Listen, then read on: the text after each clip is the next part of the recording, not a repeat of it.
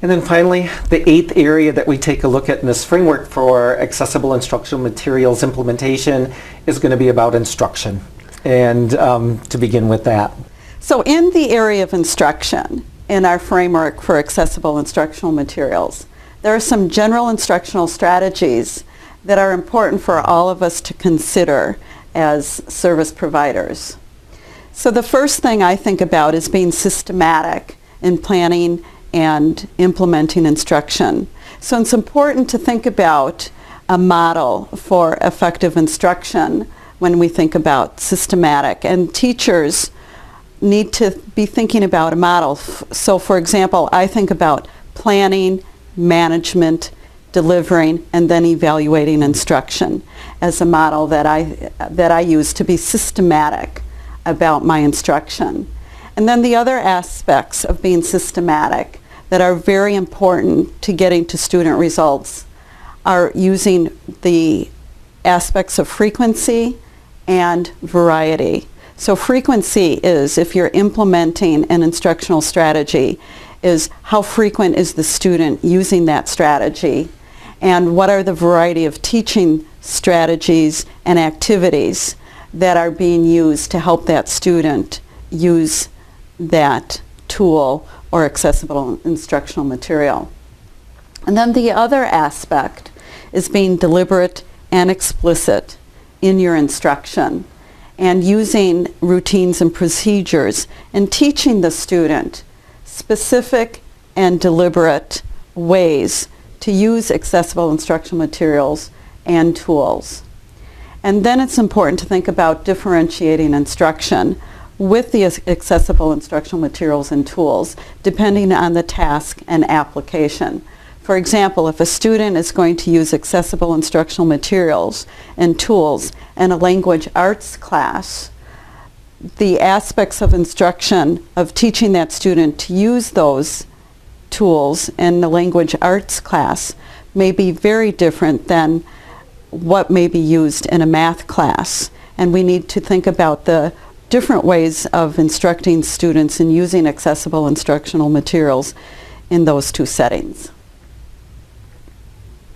And then some other aspects of instruction is to really think about the instruction that we need to use in authentic settings or the actual classroom setting to ensure the application of literacy skills in everyday learning and life application. For example, if we've used a separate learning environment to teach a student how to use accessible instructional materials or the tools, then we need to think about how to generalize those aspects into a classroom setting or into another authentic setting, such as the home. And then we need to think about deliberate and systematic strategies for integrating both the tools and the literacy skills into all aspects of the educational curriculum.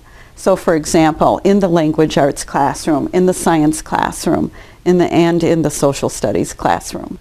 Some of the other things that we found to be helpful in the area of instruction is to make sure that you start to introduce the listening to text, during one reading environment at a time. You're not all of a sudden going to introduce reading in an audio format throughout the entire day for the student. So start off small, build success, teach the student, again, those strategies to be able to integrate them and generalize those into other areas. We also talk about adding only one of the reading output features as needed rather than starting with all of them on and thinking that you can phase them out, to only add them as you find that a student needs them. And that obviously is going to fit in with what you just shared, Donna, about monitoring and measuring students' progress and seeing how that they're doing. Another important aspect, because as instructors and the teachers, we might not necessarily be the end users of some of these formats, we need to think about encouraging the students that we're working with to increase their reading over time. if somebody's a good auditory processor, and that can come over a period of time where the auditory channel can become more of a strength, they can actually comprehend their text being read at a faster rate than what those of us that might not use text-to-speech on a daily basis can. And if we think about the fact that somebody who might struggle with the reading material, and if they can auditorily comprehend their information quicker over a period of time, we cut down the amount of time that it takes them to interact with the material, and they can apply then some of those higher order thinking skills and actually apply the study skills that we want them to utilize.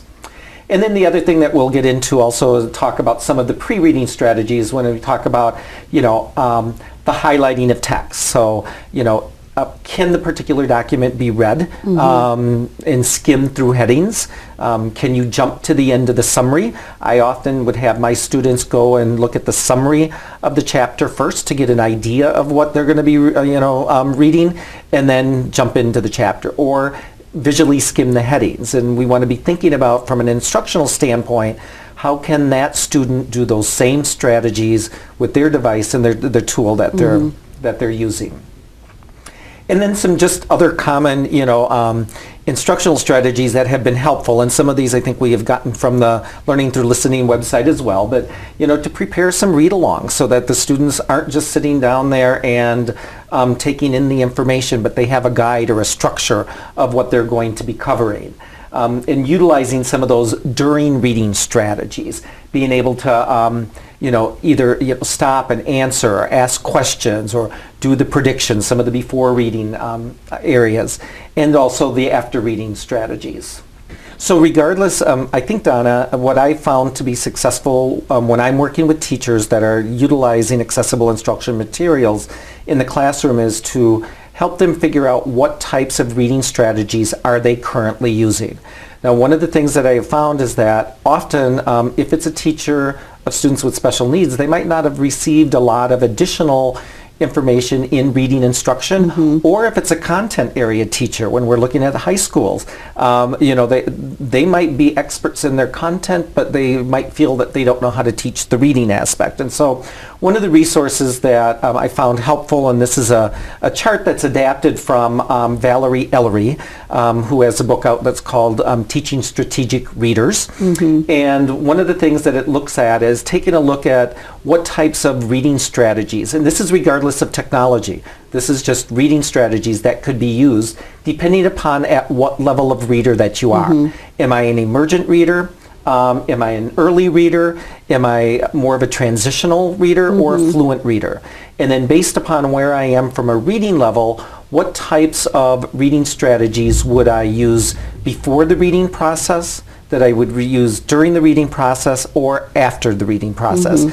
And you'll see from the chart as you're taking a look at it that some of the strategies that you would use for a pre-reading in the area of kind of a typical picture walk or kind of a prediction aspect might not necessarily be the same strategies that you would use for somebody who is a fluent reader. But helping the teachers determine what reading strategies they currently use help us then figure out how the student could actually utilize those on the device and their accessible instructional materials. So one of the things that we know in the field, that if you don't plan for something, it's not going to happen. If you just talk about it, Donna and I, we've tried to give you a number of things to think about through the whole process. And so we do encourage you to do some of the action planning on those different points that we talked about. And what I want to just share with you now is a case study that we have worked with in a situation where they found successful implementation. And so in this particular setting, this was an example over a 2-week period where they started to introduce the use of accessible instruction materials with the student who it was a new format for them. So what this particular team did as they targeted information is they borrowed a concept that we share in the field a lot from the North Carolina Literacy Institute, and where Karen Erickson talks about a red light, yellow light, green light, and I simplify it to a red light, green light. And a red light activity would be an activity that is cognitively drawing. A green light activity is an activity where you don't have to spend a lot of cognitive energy, that you kind of do it with automaticity without actually thinking about it. So we found successful not going in and trying to teach the student to this new file format at the same time that they're responsible for the content of that material. So what this particular team did is that they first determined what comprehension strategies were going to be taught to the student. And what they decided in this particular situation is to provide a leading question at the beginning of the material he was going to listen. So he had a purpose for reading. The second part that they did is they chose small chunks of material that were motivating and interesting. And that material did not come directly from the content material of science and history and reading and things like that. So they pulled interesting things that he was going to be motivated in, because what it allowed him to do then is, since the content was fun for him, he could focus his cognitive energy on that new style of trying to learn through the listening mode. What they did then is, after they chose those small periods of chunks, they taught those strategies using the new alternative format.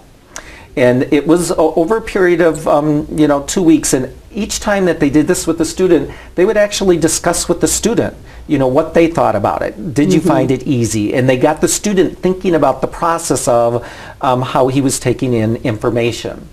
And then what they did after that 2 week of introducing the materials, and the student was very comfortable with the device that he was using and in the format that he was using, then they started to gradually introduce it with short amounts of his required reading material. So they made the device in the file format a green light activity, and then started to bring in the red light activity, which was the content that he was responsible for.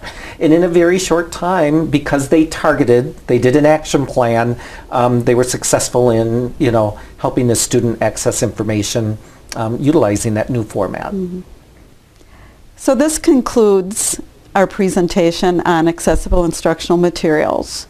And Scott and I thought we would share our contact information for you.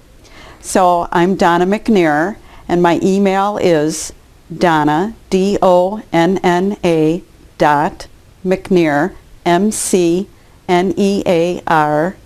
@gmail.com.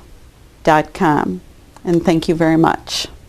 And I also would like to thank you. My name is Scott Marfilius, and my email address is Marfilius, M-A-R-F-I-L-I-U-S,